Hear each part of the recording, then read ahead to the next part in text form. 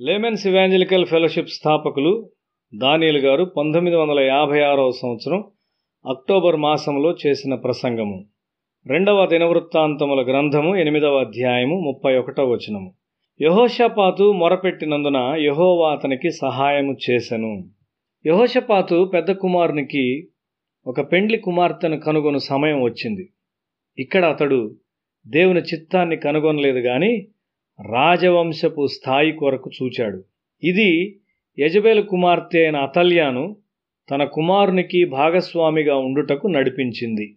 మనము దేవునికి భయపడి అనేక విషయాల్లో ఆయనకు విధేయులముగా ఉండవచ్చు గాని ఒక ప్రాముఖ్యమైన విషయములో ఆయన చిత్తమునకు వ్యతిరేకముగా మనము చేసినట్లయితే మన మీదకు సమస్యను తెచ్చుకుంటాము. అహాబు కుటుంబముతో ఈ సంబంధం తరువాత తనకు చెందని యుద్ధమునకు యెహోషాపాతు నడిపించబడినాడు. ఈ విషయంలో యెహోషాపాతు దేవుని చిత్తమును తెలుసుకొనవలనని కోరాడు. అహాబు దేవుని ఎరుగని బయలు ప్రవక్తల కొరకు పంపాడు. ఒక బయలు ప్రవక్త అయిన సిద్కియా నాయకత్వం క్రింద వారందరూ ఏకస్వరముతో రామోత్గిలాదు యొద్దకు వెళ్ళి వృద్ధి నొందుడి అని చెప్పారు.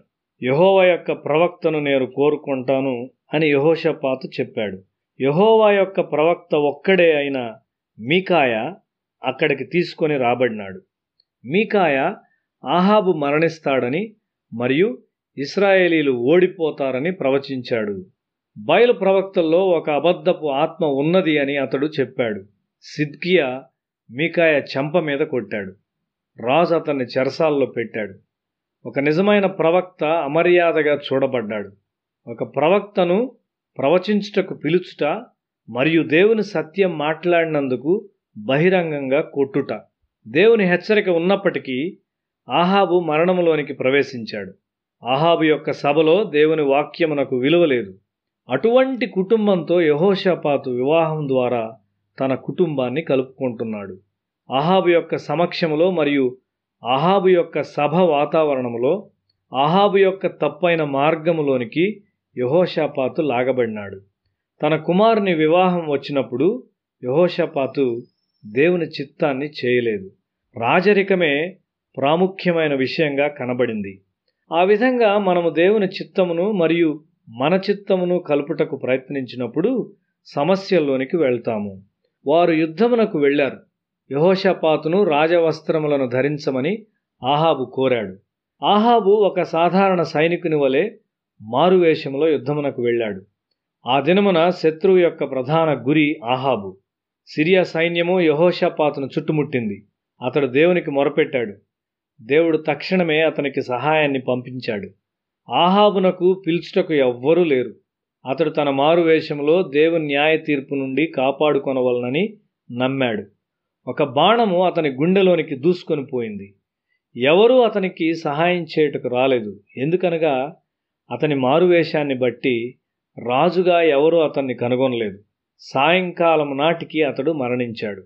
ప్రియ ప్రజలారా, దేవుడు ప్రేమ అని మరియు ఆయన న్యాయవంతుడు, శక్తివంతుడు అని మనము నమ్మినట్లయితే మనము దేవుని కొరకు వేచియుండి దేవుని చిత్తాన్ని మాత్రమే చేస్తాం. మన బంధువులు మరియు స్నేహితులు దేవుని చిత్తము నుండి మనలను లాగగలరు. మనము సమస్యల్లోనికి నడిపించబడతాం.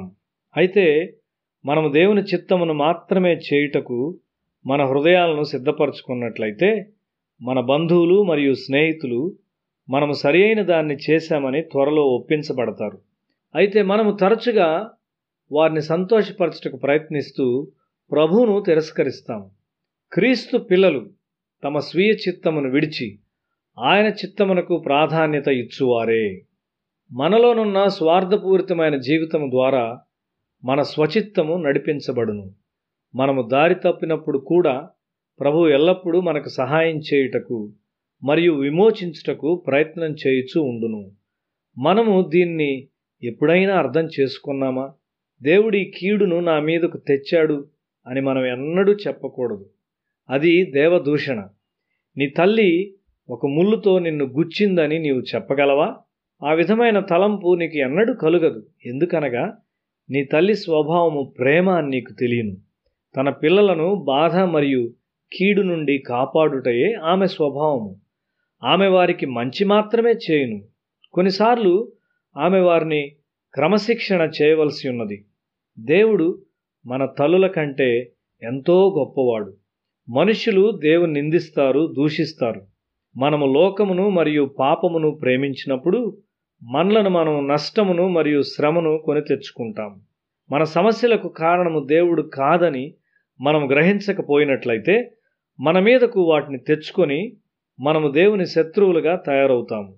దేవుడు ఎన్నడూ చెడుగు చేయలేడు, లేక నీకు హాని చేయడు.